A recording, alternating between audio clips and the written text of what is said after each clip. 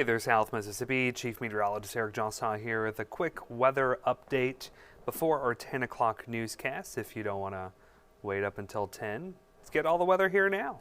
Hey, we are talking about some dense fog tonight. In fact, looking at our Champion Jeep Ram Tower Cam on 605 and I-10, we're already starting to see a little bit of fog developing there. So overnight tonight into tomorrow morning, allow for some extra time to get to your destination because patchy dense fog will be an issue. In fact, visibility in Picayune, Gulfport, Biloxi International, and Trent Lott and Moss Point already down to 1 mile. So that we do have a dense fog advisory in effect for Hancock, Harrison, Jackson, and Pearl River counties. Now, just because Stone and George counties are not in that dense fog advisory, I wouldn't be surprised if we did see some areas of some patchy fog developing overnight tonight. Looking at Futurecast kind of hinting maybe the more concentrated areas of dense fog will be a little bit further off towards the north and east, or west rather, tonight, but still I think everyone has a shot at seeing some fog as we go into tonight. Now let's fast forward to tomorrow night, Friday night into Saturday morning.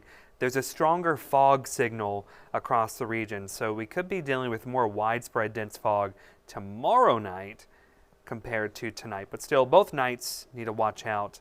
Make sure you are just taking precautions, slowing down. Looking outside of the Hancock, Whitney Bank Tower Cam in Gulfport, it's pretty quiet, 59 degrees. Our dew point is at 59, and that is, you know, when you just look at those two numbers, when they are the same, you don't have to say anything else. You just know that fog is an issue because when the air temperature hits the dew point, that means the atmosphere is saturated. That's the temperature at which moisture condenses back into a liquid and you start to get clouds that form, and that's what fog is essentially down at the surface. Let's talk about the potential for maybe a few strong to severe storms tomorrow. Not everybody gets rain tomorrow. We do need more rain across South Mississippi, but we don't need severe weather. There is a low risk for a few strong to severe storms tomorrow.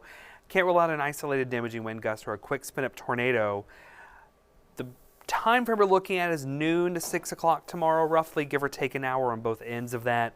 And again, not expecting it to be widespread, but don't get caught off guard. You know, if you get an alert on your phone tomorrow, don't be surprised by that. There are a few ingredients coming together for maybe 1 or 2 thunderstorms that could be a little extra by the afternoon hours. Temperatures tomorrow climbing up into the upper 70s to low 80s. That's going to help fuel some of those showers and storms. Here's what it looks like on Futurecast. By 9 a.m. on Friday, we are looking at the potential for a few scattered showers, maybe a rumble of thunder here or there. Again, Futurecast not very aggressive as we head towards lunchtime, but a few of those spotty showers may work their way across the coast.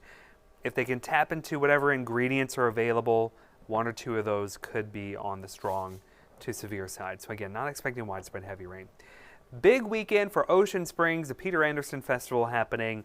Saturday looks warm and humid with a south-southwest breeze, 5 to 10 miles per hour, highs in the 80s. Shorts for Saturday if you're heading to Peter Anderson. But Sunday, we continue to get hints that this cold front that we've been tracking for the past week or so finally arrives on Sunday, and it may come in Sunday morning. So our temperatures may actually be the highest in the morning, and they may actually make a tumble throughout the day on Sunday, not to mention some gusty winds with that. Looking at Futurecast, here we are by 6 a.m. Sunday. The front comes through. There could be a few showers with it. Not a lot of moisture for it to work with.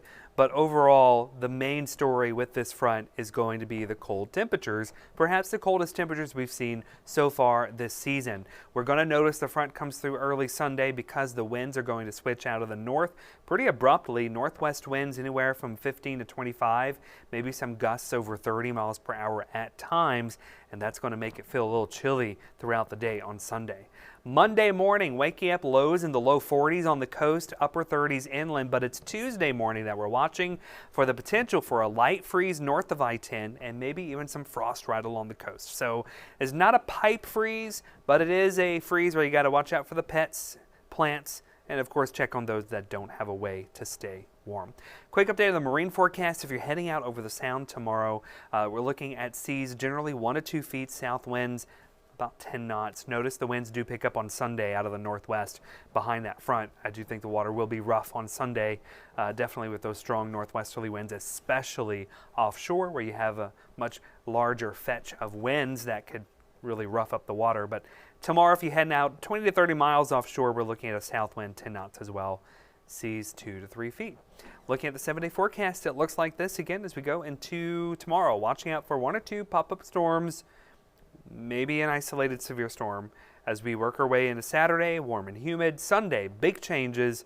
And we're watching Tuesday to perhaps be the coldest morning of next week.